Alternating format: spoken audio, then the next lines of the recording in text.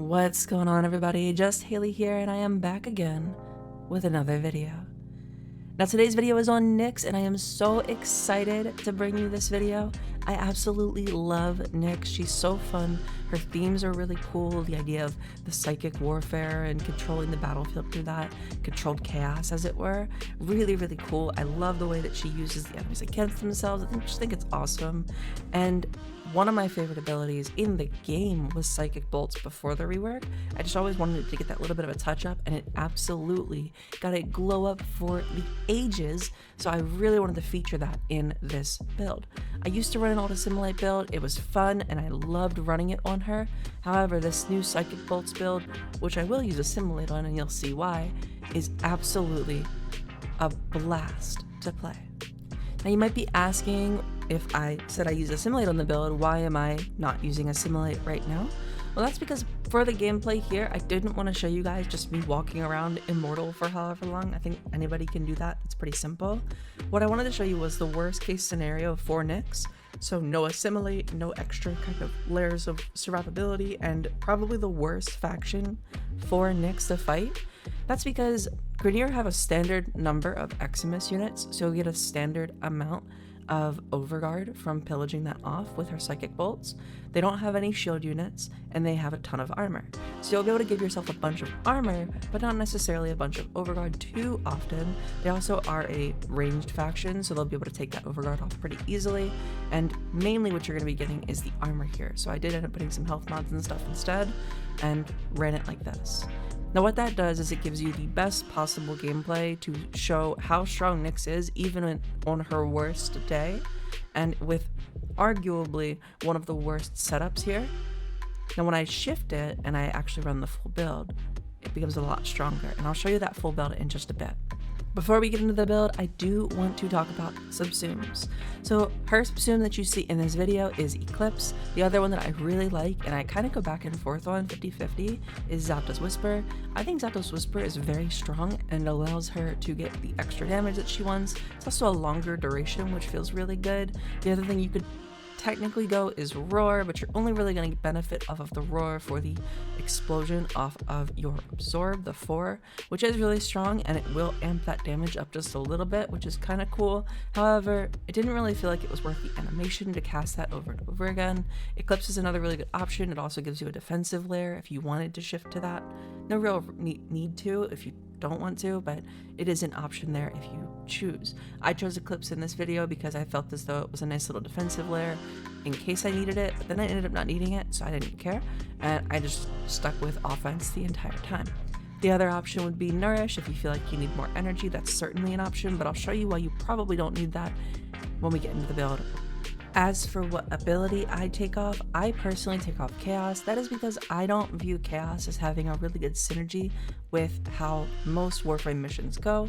Chaos is an ability where enemies around you will end up being afflicted with that debuff, that 10 radiation status, and then start fighting one another. It's a really good panic button when you needed it back in the day, and it was really good for making sure that enemies weren't always shooting at Nyx. That was really good when you need that. However, because of the changes to Assimilate and because of the changes to Nyx in general, it just kind of doesn't synergize with her kit anymore, and you can get more duration if you just sacrifice that range, which then makes Chaos way, way, way worse. So what I end up doing is taking off Chaos. Now, if you want to use Chaos, you certainly can.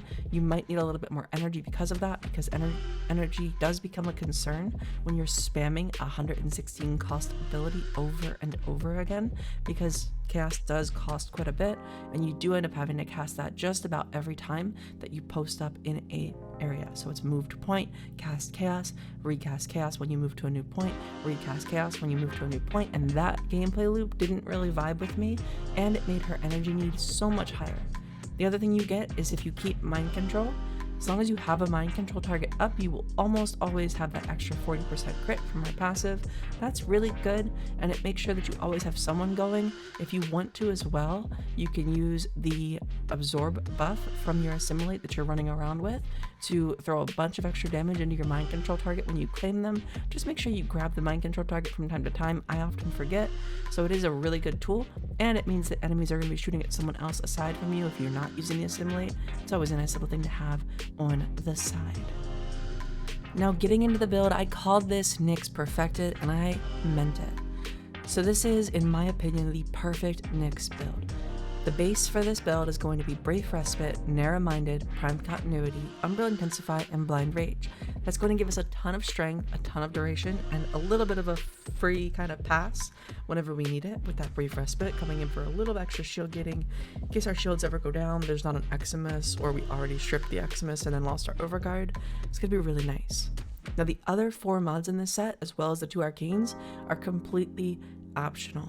There's a bunch of different ways that you can run those mods, and I thought that was really cool. It put her into a perfect setup to be a great weapon platform, as well as to adapt to your personal playstyle. Maybe you don't like moving slow with Assimilate, you could run something similar to what I'm running in the video here, where I'm running Umbral Vitality, and then I am not running that Assimilate, but I am running Equilibrium, Prime Flow, and Pacifying Bolts. And I did that for that gameplay, like I said, just to show you guys kind of Nyx on her worst day. But I do really like Assimilate for her. I think it's really strong, and I think it just makes survivability not a question, right? It's just a question of energy sustain, and that's really easy to solve. There's a bunch of different ways you could do it. If you don't like the energy of this build, you could run Energize instead of Augmented very easily. You could run Energize over the efficiency really easily. It's very simple. Just kind of choose whatever you want there. And the other thing with Assimilate is that it really synergizes super well with how we tend to play Warframe. Think about when you're doing a survival or something like a mobile defense or anything like that. You're always moving to a point, and then you're mostly staying in that room or maybe moving between 2 rooms. Assimilate's going to be really good for that. Pick a weapon that has a really good mobility stance on it. Something like the Okina is really good, which I'm using here. You could also use the Nikana stances and things like that. They have a lot of movement on them, which is going to allow you to move those. You can also roll now in Assimilate, so that's always really good, but you're going to be unkillable and very, very strong. The only thing that might do anything is an Acolyte that comes in, and those are 1, really easy to deal with, and 2, if you just pop your buff beforehand to make sure you get it, that's going to be really easy because you get an extra 400% of that kind of pressure point serration type damage from your absorb buff. It's really good. The other thing that you get out of this is that you could put on more range. So if you want stretch, you could take off Equilibrium, throw in Equilibrium Shards, go with stretch, absolutely easy. If you don't like as much duration, you want more range, you could go overextended instead of that narrow-minded really easily. If you want the Eclipse Augment to buff up your mind control target, you can absolutely do that. Again, really easily. There's so much flexibility in this build, and that is really why I view this as Nyx Perfected. You can even potentially drop the Brief Respite if you wanted to go Growing Power. However, overall, I felt Brief Respite was needed for those times that you actually need it, whereas Growing Power was just a nice to have to make you feel even stronger for things like a little bit of extra Eclipse buff, a little bit of extra Overguard, and that didn't really make a ton of sense here. You could certainly run a bunch of Augur mods if you wanted for duration, range, strength, whatever. And again, you could do the Umbral Vitality type build if you just want a bunch of extra health and you don't want to think about things too much. However, I will say that will fall off at a point because armor will always fall off unless you're stacking it with things like adaptation. That again is an option, but I didn't like that option on Nyx, so I'm not running it here. But again, certainly an option if you wanted to go for it. Shards of this build are actually super flexible, but in order to get the full flexibility of arcanes, I went with 4 reds for strength, 1 yellow for cast speed. The cast speed's also kind of arguable, but I don't really like Eclipse's cast speed, so I tend to prefer running that cast speed if you want. You could run something else, you could run another strength if you wanted to, or run some duration. The other thing is, if you don't want to run that augmented, I think getting up to that 300% strength feels really good, but again, not super needed. It's going to buff up your Eclipse, it's going to buff up your Zapdos, all of that's really nice, getting yourself a nice extra, about 100% damage, which is really cool. And again, with how those work, that's going to give you a ton of extra damage in this build for your weapon platform purposes, especially because she's also giving herself a bunch of crit for her primaries and secondaries. That's going to synergize super well with that, make those numbers go really high, really pretty. So that's always really cool. If you wanted to run something like Equilibrium Shards, take off 2 of those reds for an Equilibrium Shards. You could even potentially just do 1 Equilibrium Shard over the yellow if you wanted to. Bunch of flexibility here. Again, I think that's really cool with her kit. I think it works really, really well. Now, shifting gears for just a second, I'm going to show you guys what actually sold me on running Assimilate with the build. You can see that there are times that I run Absorb and I will use it, but I didn't feel like I was using it enough to fully justify and fully capitalize on her kit. That's not great, in my opinion, if I'm showing you a Nyx perfected build, right? So in order to perfect her, how do I make sure that I'm using Absorb more? Well, it'd be great if I could use my weapons, and that means Assimilate is your real way to do that. Absorb is great by itself because it does give you a huge buff, and that immortality is crazy. Even without the Assimilate buff, it's just going to be really good. But the big thing here is that if you're running it with mind control, any damage your mind control target does is going to be added in to the amount of damage that you absorb. That's really cool. So one of the things you're going to see here is that you can actually use that to create a bit of a circle here and use Assimilate and mind control together to buff up your mind control damage with Assimilate, and then allow your mind control target to buff up your damage even further. As you can see there, I had 28 million damage from my mind control target through its duration, through its life, and then use that 28 million that I bumped up to give myself 13,000% damage increase on my mind controlled target here.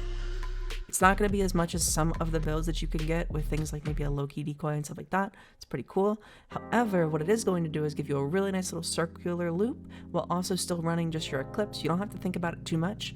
Essentially, whenever you pop a new mind control target, check your Absorb, see if it's where you want it to be, and if it is, pop that damage into them. It's going to be very strong, and it's going to amplify their damage a bunch, just as an extra little feature of this build. It's really cool. You can see that the target here is just going to be one-shotting those 225 Steel Path heavy gunners. That's pretty cool.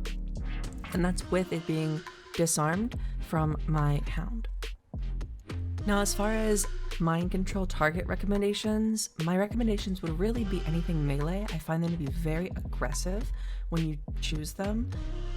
A lot of the time, not all the time. Sometimes you'll have those little guys that just want to be a bit of a doofus, but that's kind of just the nature of AI, I think, in games.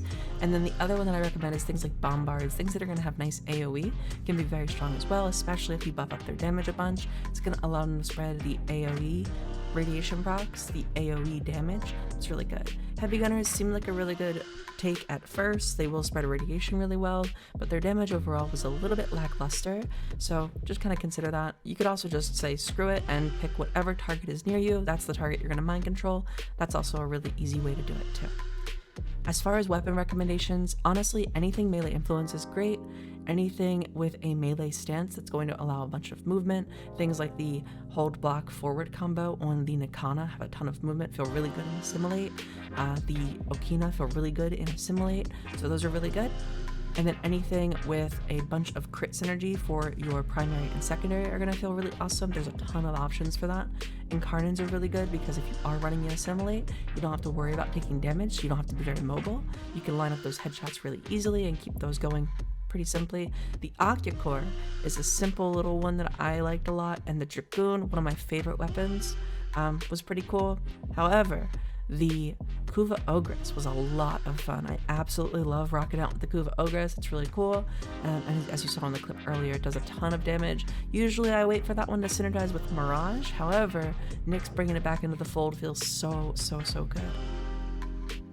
And that does bring us to the end of this video. If you guys liked the build, if you liked the video, please remember to leave a like, comment below with what you like about Nyx, what you like about 1999, maybe what frames you guys want to see next for build videos. We have Mirage coming down the pipe. I'm so excited to get to you guys.